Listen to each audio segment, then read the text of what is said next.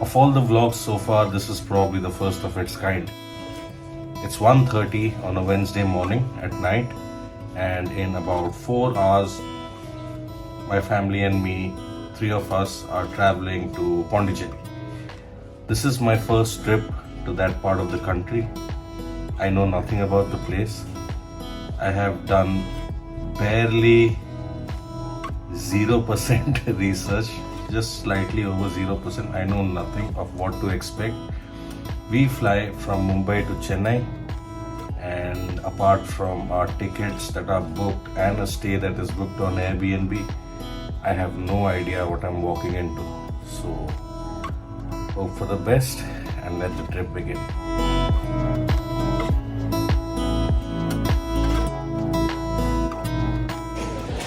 Vadakkam. I was trying to refrain from saying Vadakkam because anything with Vada remotely related to it makes me sort of hungry. Nevertheless, it's just touching 8 a.m. and we've reached Chennai. So the plan now is to pick up our baggage and head towards a metro. So the metro station is right inside the airport premises, and we are just on our way towards that, and we've been told to go to the Coimbatore bus station from where we can get buses and all sorts of transport, so that's where we are headed. Okay, so important point, when on the way towards Coimbatore bus station, you've got to actually get down at the CMBT stop and not the Coimbatore stop, which we did and sort of took one stop back. So CMBT is the bus terminus from where you'll get your long distance bus.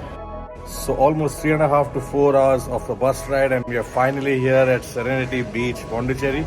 And the views out here, it's simply hard to beat.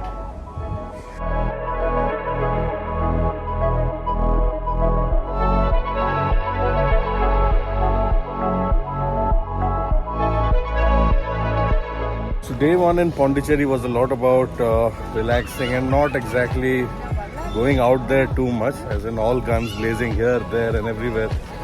So we had a nice lunch today near around Serenity Beach, and right now walking White Town, and it's really nice to see the places and the way it's done up. It's actually exactly like the images that we saw on Google or the articles we read. Very quaint, very colorful, and definitely worth a visit in both the morning as well as night.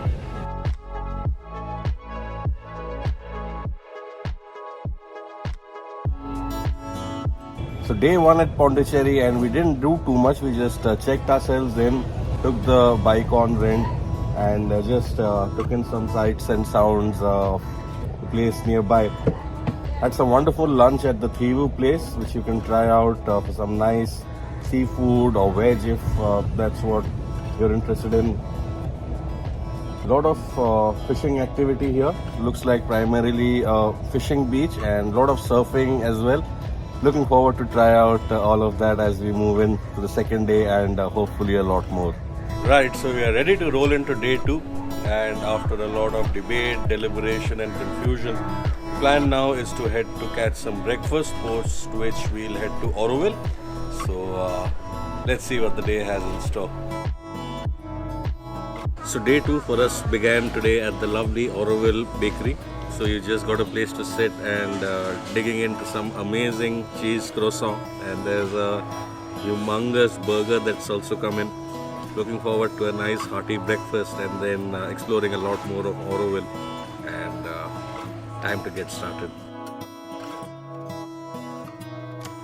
So we just took a nice walk through Auroville and basically parked our bikes a bit outside and then took a walk till the Matri Mandir, which was nice. It was about an hour and a half.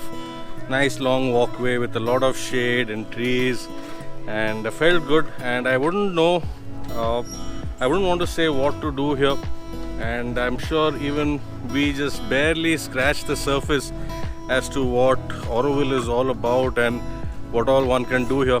But nonetheless, it was very peaceful and calm to just be in our own thoughts and just walk around, have a look and just be ourselves basically.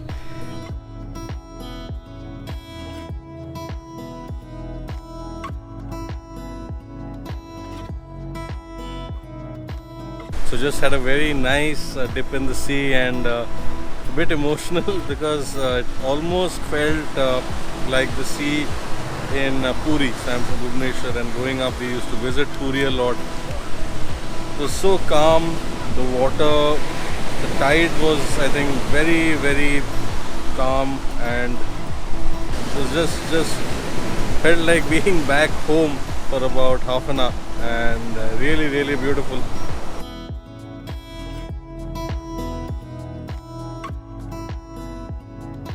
So we are at Cafe Rendezvous, and it's just getting to look like a lovely Friday evening. So the crowd is just picking up, and some wonderful music. We've ordered some great food, some very nice Goan fish curry and some beef steak, and looking forward to dig in.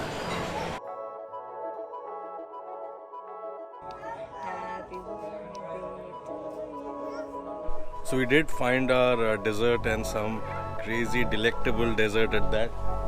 Le Petit Four. This is right next to the Grand Hotel, and in White Town itself. And there's this very nice bakery that's probably just opened today, and we had some lip smacking pastries. So please do try it out if you're anywhere nearby, and sure not to be disappointed.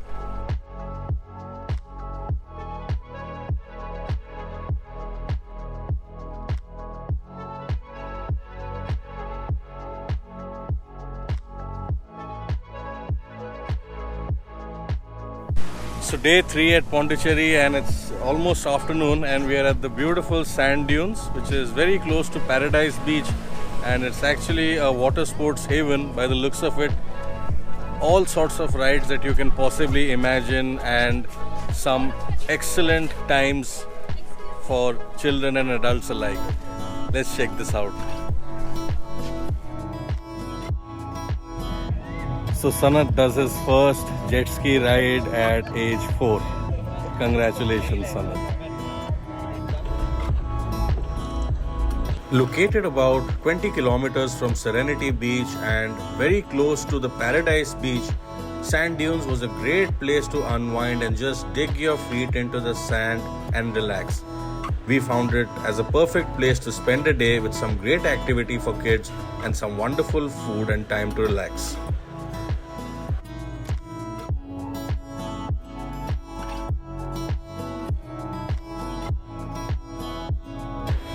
Day 4 was our last day in Pondicherry, and it was as if the universe had kept the best for the last. Mother Ocean Surf School by Shankar and his team was perhaps the best and most beautiful introduction to surfing that any beginner could have.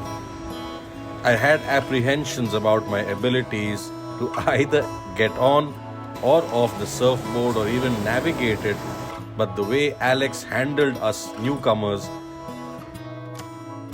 was just like a breeze. Would highly recommend anyone visiting Serenity Beach to try out surfing because the waters here and the people are just excellent. 3 nights and 4 days later, I probably now understand why I never wanted to plan for Pondicherry. Because secretly, I wanted Pondi to surprise me. And it showed me a face that I'm not going to forget for a very, very long time. So to all those planning and holding on that one Pondi trip, the time to take the dive is probably now.